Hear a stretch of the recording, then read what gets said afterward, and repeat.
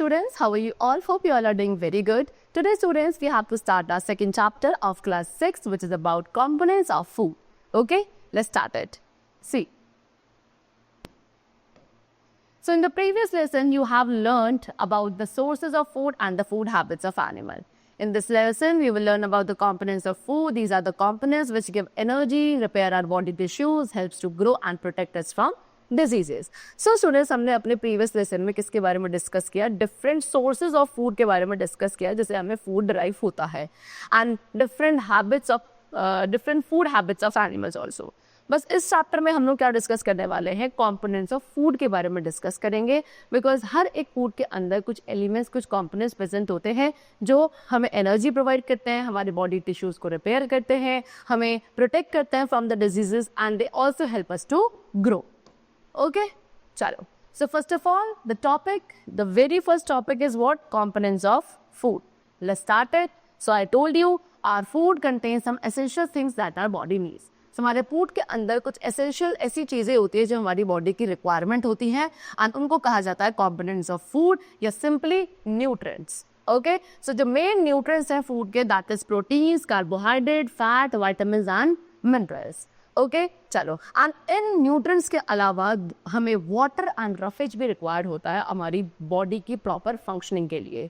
ठीक, सो इनके फंक्शन के बेसिस पे हम न्यूट्रिएंट्स को कुछ ग्रुप्स में डिवाइड करते हैं. Okay, so nutrients based on their function. Number 1, body building nutrients. So body building nutrients कौन से होते हैं? Proteins. Then we have energy giving nutrients which are carbohydrates and fats. And third, we have protective nutrients which are vitamins and minerals. So first of all, we are going to talk about proteins. So proteins क्या हैं? Proteins carbon, hydrogen, oxygen and nitrogen के compounds होते हैं. Okay, some proteins, कुछ ऐसे proteins हैं जिनमें sulphur, phosphorus या मेटल भी होता है. They are needed to make new cells and to replace old cell. अब हमें बॉडी में प्रोटीन्स की रिक्वायरमेंट क्यों है?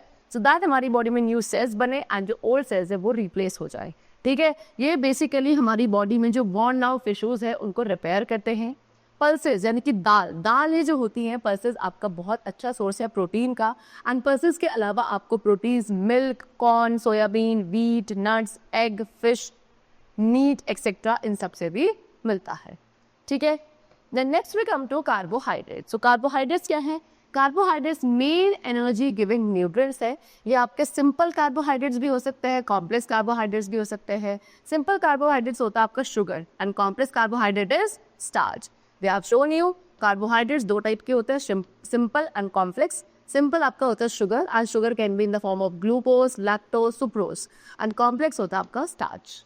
ठीक है, शुगर क्या है? शुगर आपका सोल्यूबल होता है इन वाटर, यानी कि वाटर में इजीली सोल्यूट हो जाता है. एंड ये 3 टाइप्स का होता है, that is glucose which is also known as fructose, lactose and sucrose.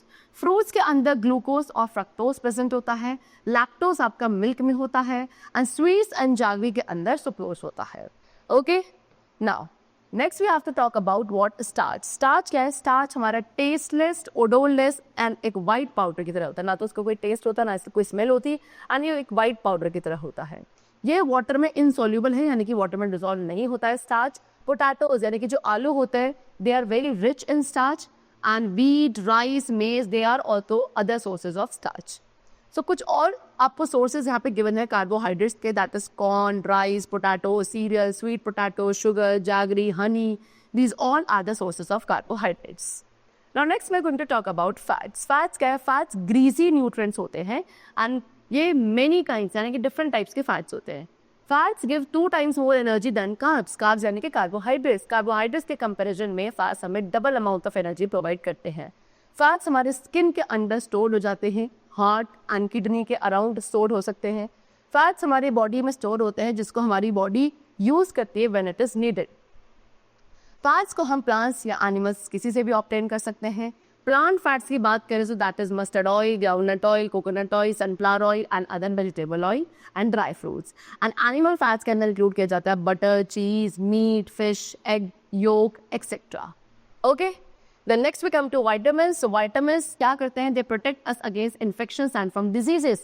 हमें इन्फेक्शन से प्रोटेक्ट करना, डिजीजेस के अगेंस्ट प्रोटेक्ट करना is the function of vitamins. And vitamins are needed in small quantities. Vitamins की ज़्यादा बड़ी क्वांटिटी रिक्वायर्ड नहीं होती है, बहुत छोटी क्वांटिटी में विटामिन की रिक्वायरमेंट होती है, लेकिन ये हमारी बॉडी के लिए काफ़ी इंपॉर्टेंट होते हैं।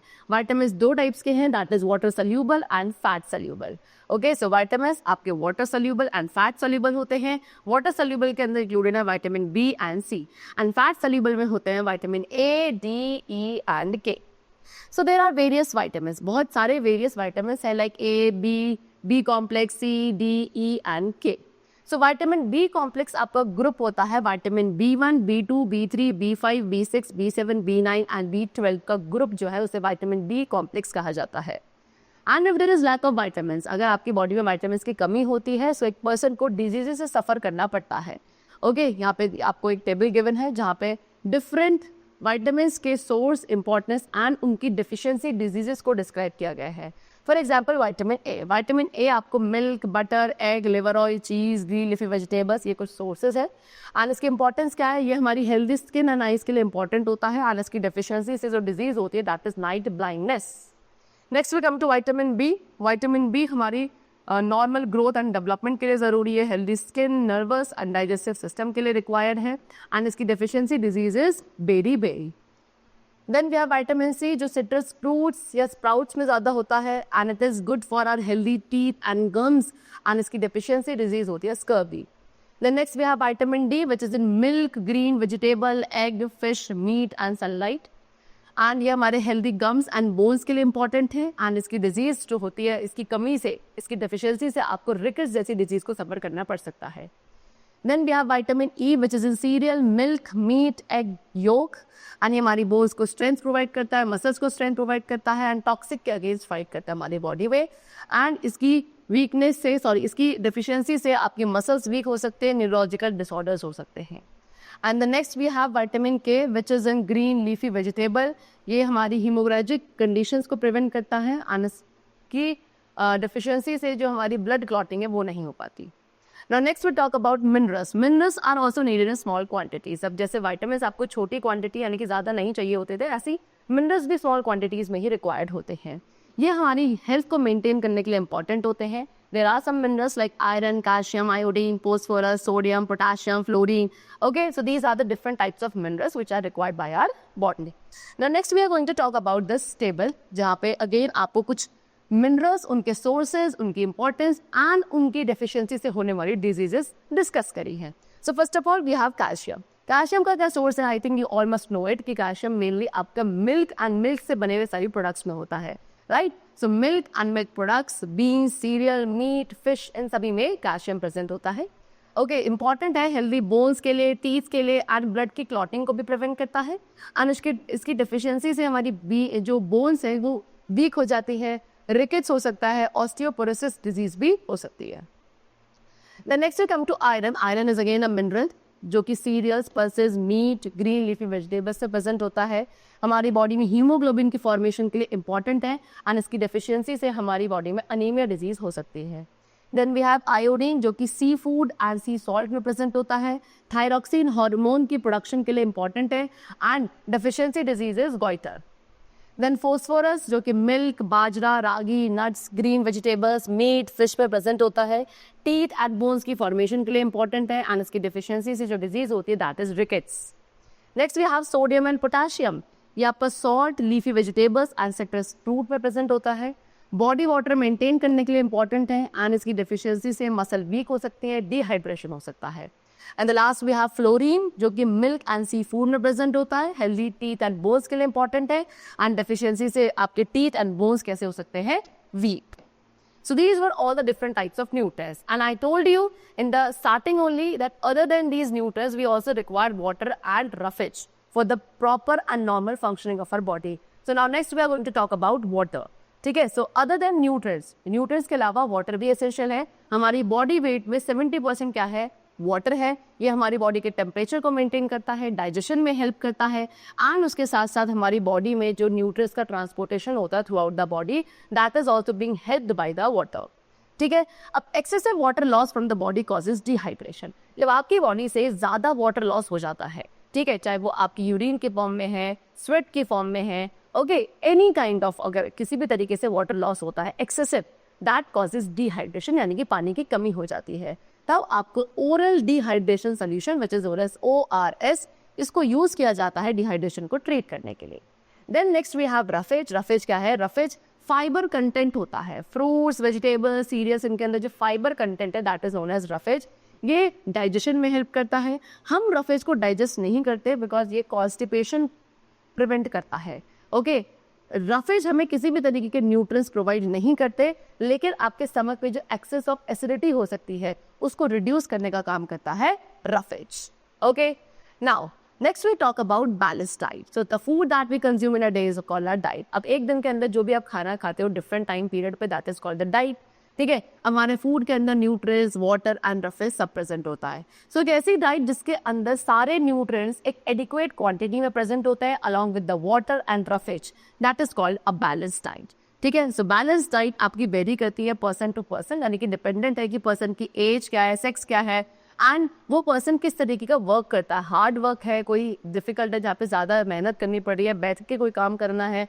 सो इन सभी फैक्टर्स के ऊपर डिपेंडेंट है कि वो एक पर्सन किस तरीके की बैलेंस डाइट लेगा। Now next we come to deficiency diseases. So disease which is caused due to the deficiency of nutrients over a long period of time is called a deficiency disease.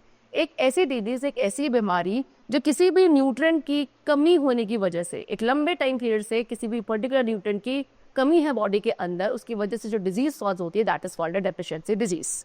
ठीक है, so one और मोर nutrient, एक या एक से ज्यादा nutrient की deficiency होना is known as mall nutrition.